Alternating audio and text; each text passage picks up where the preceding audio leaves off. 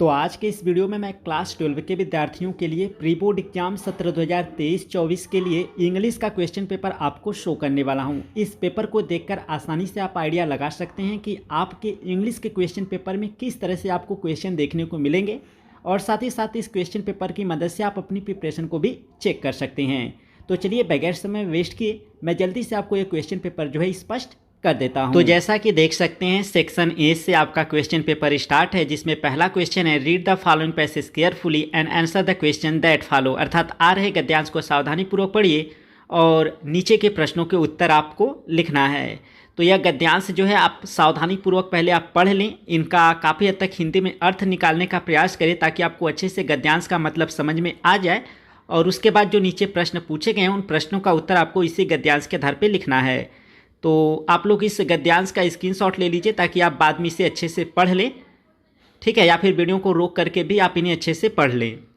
तो चलिए मैं जल्दी से आपको यह गद्यांश से दिखा देता हूं। आप लोग स्क्रीनशॉट ले लेंगे तो आपके लिए बेटर रहेगा ताकि आप बाद में अच्छे से समझ सकें। और कोई भी प्रॉब्लम आती है तो आप हमें जो है कमेंट के माध्यम से पूछ सकते हैं। तो इस तरह से जो है आप देख सकते हैं आपका यह गद्यांश दिया गया है। काफ़ी लंबा जो है यह पैसेज है, तो इसे आपको अच्छे से पढ़ना है। और पढ़ने के बाद यहाँ पर देख सकते हैं ABCDE करके जो है क्वेश्चन पूछा गया है। तो जो ए वाला क्वेश्चन है इसका उत्तर आपको ऊपर देखे पैसेज के आधार पे लिखना होगा और इसका उत्तर आपको पैसेज में मिल जाएगा। और बी वाले क्वेश्चन का भी आंसर जो है आपको उसी पैसेज में मिलेगा और सी वाले क्वेश्चन का भी आंसर आपको ऊपर देखे पैसेज में मिलेगा और डी वाले क्वेश्चन का भी आंसर आपको ऊपर देखे पैसेज में ही देखने को मिलेगा। और जो ई वाला क्वेश्चन है इसको आपको सावधानीपूर्वक करना है। इसमें पहला दूसरा तीसरा करके 3 क्वेश्चन पूछा गया है और इसी में जो है आपका मार्क्स से जो है कम होता है, क्योंकि जो ABCD करके 4 क्वेश्चन पूछे गए हैं इनका उत्तर आपको पैसेज में मिल जाता है। लेकिन जो ई वाला क्वेश्चन जिसमें पहला दूसरा तीसरा करके 3 प्रश्न पूछा गया है जो कि 1-1 नंबर का है, तो इसका उत्तर आपको जो है आपको अपने नॉलेज के आधार पर देना होता है, न कि ऊपर दिए गए पैसेज में आपको मिलेगा, ठीक है। इसलिए आप जो है यह क्वेश्चन ई वाला जो है समझकर इसका आंसर लिखें। तो क्वेश्चन नंबर ई के पहले वाले प्रश्न में कह रहा है right the opposite of chalked out, यानी चाक्ड आउट का विलोम शब्द लिखिए। तो चाक्ड आउट मतलब क्या होता है, सबसे पहले आपको यह समझना होगा। तो चाक्ड आउट मतलब योजना बनाया। तो इसका जो अपोजिट है तो साफ साफ स्पष्ट हो जा रहा है अब कि नॉट प्लान्ड, यह जो है योजना नहीं बनाया, यह जो है आपका इसका सही ऑप्शन है।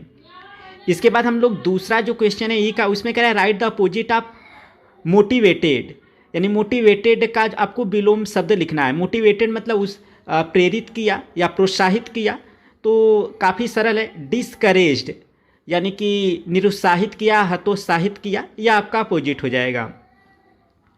इसके बाद आपका जो तीसरा क्वेश्चन है कह रहा है कि find out a word from the passage which mean the same as nutritive. अर्थात आपको ऊपर दिए गए गद्यांश से जो है उस शब्द को फाइंड आउट करना है जिसका कि सेम अर्थ हो, जो कि न्यूट्रिटिव का है। न्यूट्रिटिव मतलब पोषक होता है या पोषण होता है, तो इसका सेम वर्ड मीनिंग आपको नरिशिंग यहाँ पर देखने को मिल जाएगा।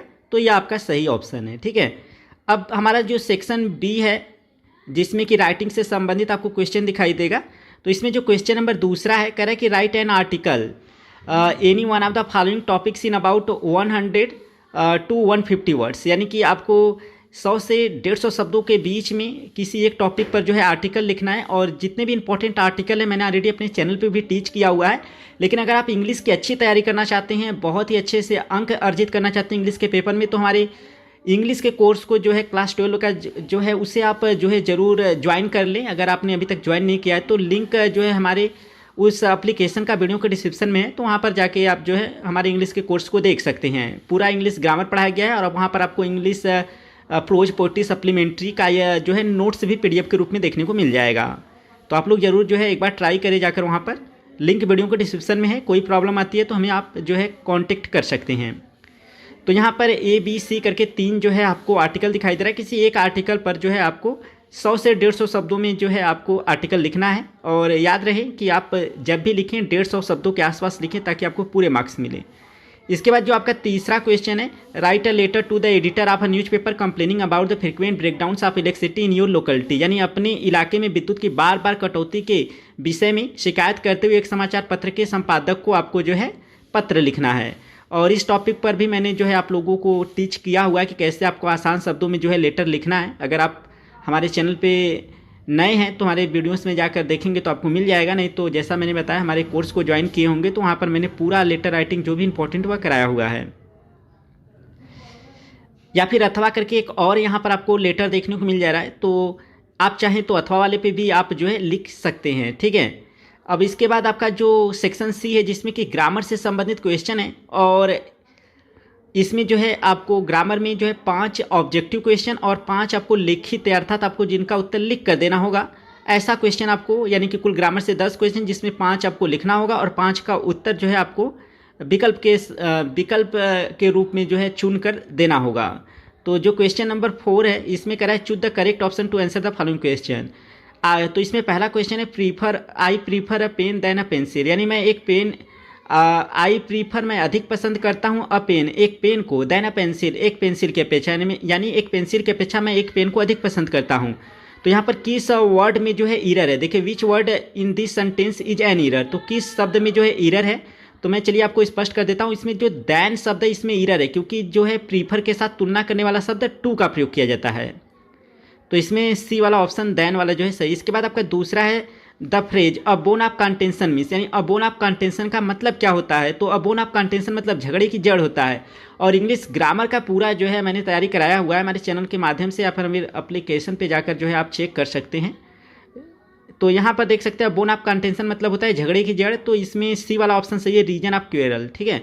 इसके बाद आपका जो तीसरा क्वेश्चन है the synonyms of Ben, Ben मतलब होता है श्राप, तो इसका जो है आपका सी वाला ऑप्शन सही है कर्ज, ठीक है, क्योंकि सिनोनिम्स लिखना है आपको, पर्यायवाची शब्द लिखना है।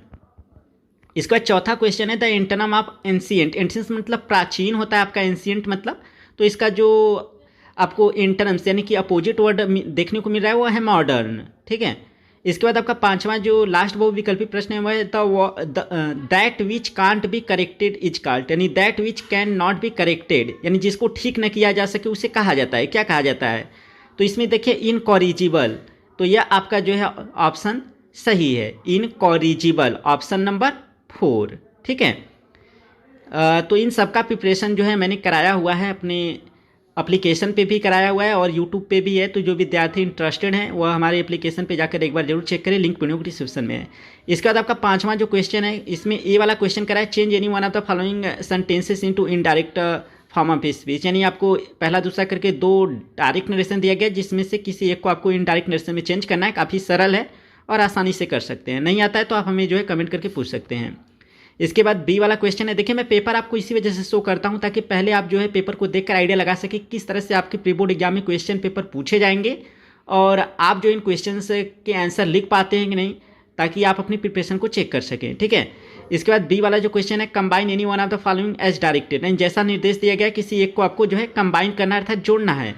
तो यहाँ पर पहला वाला जो है आपको सिंपल सेंटेंस में कंबाइन करना है, दूसरा वाला जो है आपको कॉम्प्लेक्स सेंटेंस में कंबाइन करना है। तो किसी एक को आपको जो है इसका उत्तर लिखना है, अगर नहीं आता है तो ज़रूर आप हमें कमेंट करके पूछ सकते हैं।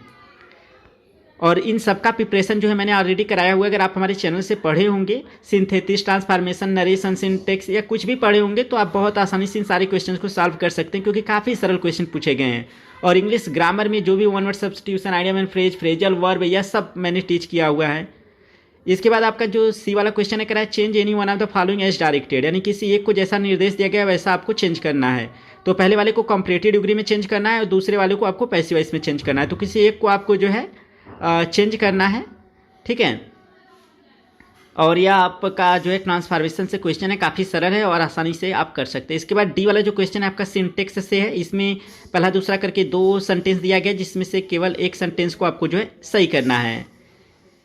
अब आपका जो ई वाला क्वेश्चन है इसमें कह रहा है कि use any one of the following pairs of words in your own sentences to make the differences in their meaning clears, यानी कि आपको यहाँ पर पहला दूसरा करके 2 शब्दों का समूह दिखाई दे रहा है जिसमें से केवल एक ही शब्द समूह का अपने वाक्य में प्रयोग करना है ताकि इनकी मीनिंग जो है क्लियर हो जाए। और इन सब का भी प्रिपरेशन जो है होमोफोन्स का मैंने कराया हुआ है।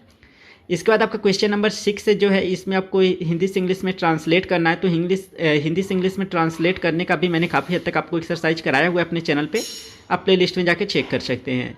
इसके बाद आपका सेक्शन डी स्टार्ट हो रहा है जिसमें कि आपको इंग्लिश बुक से संबंधित क्वेश्चन दिखाई देगा अर्थात लिटरेचर स्टार्ट हो रहा है।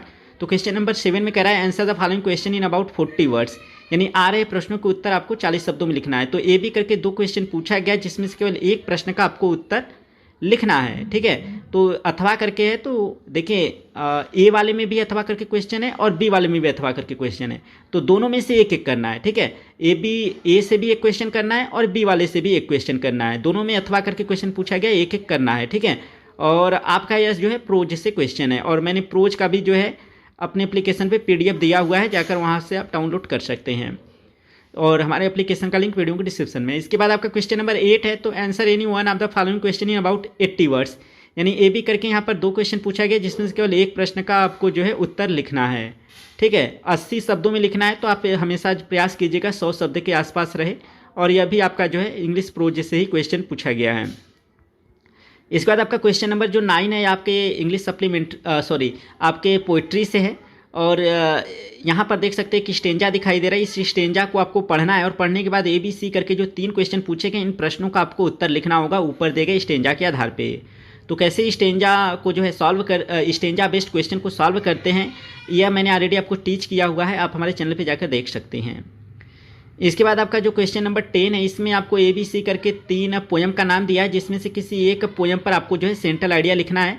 तो बी वाला जो है आपके सिलेबस से अब हट चुका है, और आप जो है किसी एक पोएम पर आसानी से सेंट्रल आइडिया लिख सकते हैं, काफ़ी आसान शब्दों में। मैंने ऑलरेडी इन सारे टॉपिक्स को टीच किया हुआ है, अर्थात सेंट्रल आइडिया आपको इन सारे पोएम पर स्पष्ट किया हुआ है पहले से ही।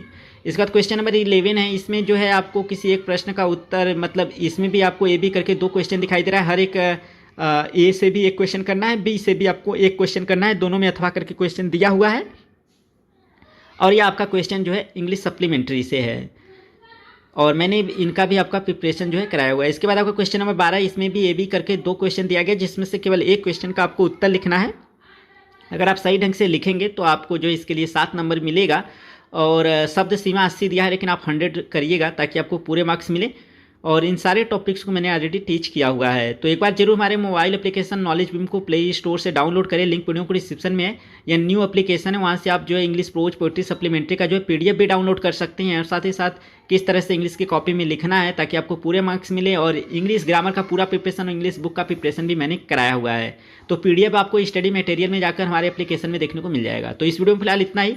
आई होप आपको ये पेपर काफ़ी हद तक मैंने स्पष्ट कर दिया, आपको समझ में आ गया होगा किस तरह से क्वेश्चन पूछे जाते हैं आपके प्री बोर्ड एग्जाम में, ताकि आप अपनी आइडिया लगा सके कि किस तरह से क्वेश्चन आएंगे, और आपको ये सारे क्वेश्चन आई होप कि अच्छे से पता होंगे इनके आंसर, क्योंकि आप लोग का जो है बोर्ड एग्जाम आने वाला है। तो अगर फिर भी कोई प्रॉब्लम है तो आप हमसे कमेंट करके पूछ सकते हैं। तो इस वीडियो में फिलहाल इतना ही, और अगर आप लोग जो है हमारे टेलीग्राम चैनल को ज्वाइन कर लें, वहाँ पर मैं पेपर जो है शेयर करता रहता हूँ, कोई भी पेपर होता है उसका लिंक मैं वहाँ पर शेयर कर देता हूँ अपने टेलीग्राम चैनल पर, वहाँ पर PDF भी आपको देखने को मिलता है। तो जरूर हमारे टेलीग्राम चैनल को ज्वाइन कर लें, लिंक वीडियो को डिस्क्रिप्शन में हमारे टेलीग्राम चैनल का भी दिया हुआ है, और एप्लीकेशन का भी लिंक दिया हुआ है। तो इस वीडियो में फिलहाल इतना ही, मिलते हैं नेक्स्ट वीडियो में, तब तक के लिए थैंक यू सो मच।